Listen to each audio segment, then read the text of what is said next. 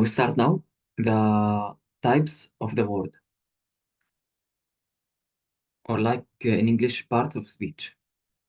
Okay, like so we can define them in Arabic, the parts of speech in English, as the types of the word, and they are اسم, فعل, حرف. اسم is like the noun. It refers to entities in general. Anything will have a noun.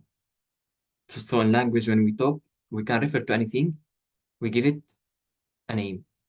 So that will be in the language the noun. Okay. Then we have the verb. The verb is the activity or action the noun is doing. For example, I will have like a boy. In Arabic, it's الولد.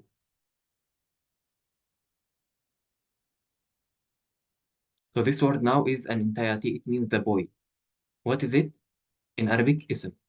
Noun. Okay. Now, if this one is walking.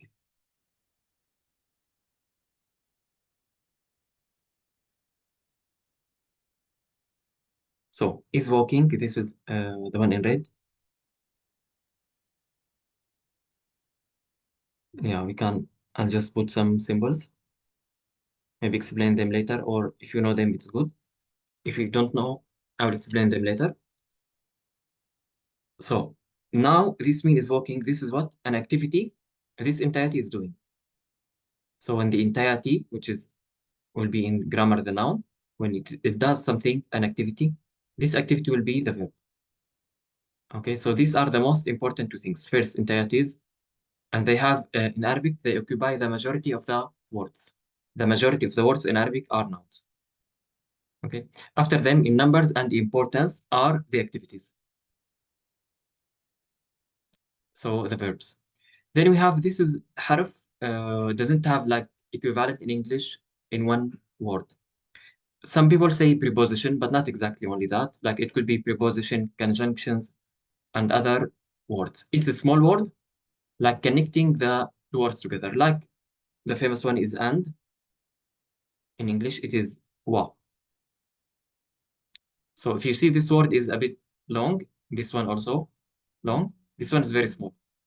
So what's harf? This is small word connecting the other words together. Not an entirety by itself, and not a movement or action of an entirety. Just like small piece connecting the other words together. This word mean and in English. Okay. The boy and the girl. So we say in Arabic wa. Okay.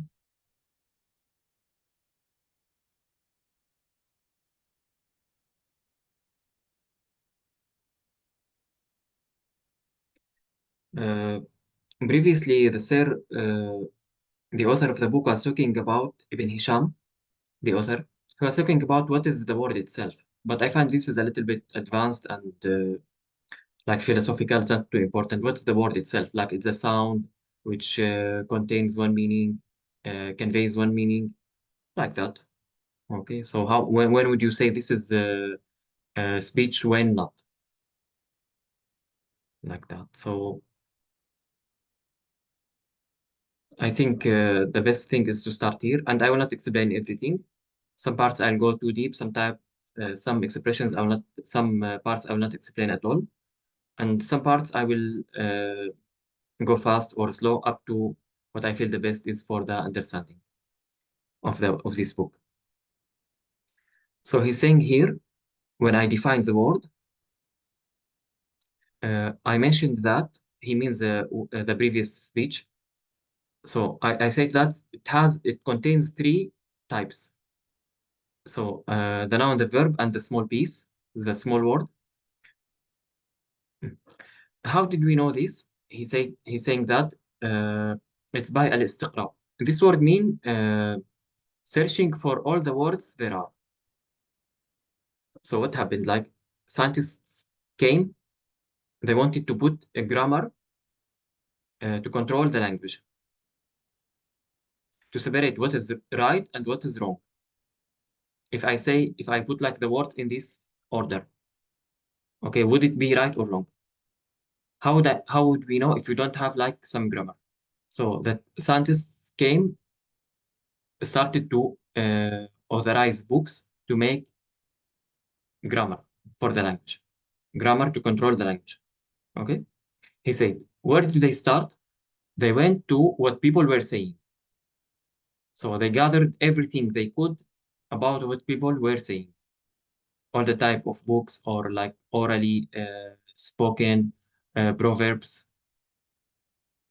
And they were watching, when they started earlier, they were watching people what they are saying. And they were listening to them and registering what they were saying. And after that, they gathered everything. This is al gathering everything.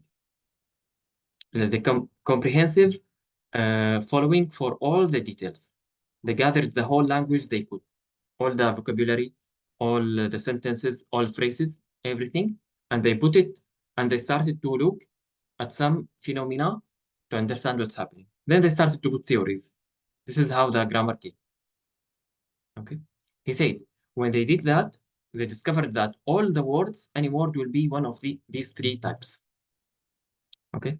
And now this rule is like cornerstone when you want to learn Arabic grammar. You have to know this before anything else, because everything else will be built on this. And just something a little bit I want to explain how did this start? Like it was starting by you know the cousin of the Prophet, the cousin of the Prophet of Islam. He's the one who made this rule and some few other basic rules. And he taught like one big scientist to start like putting grammar depending on this. The few he told him, do as I did, follow this style or this method.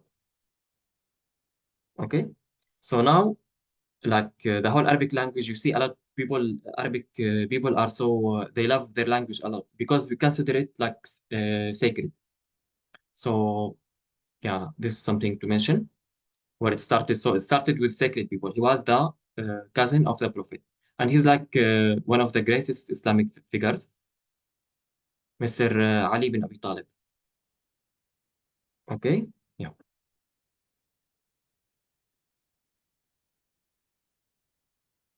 One second, please.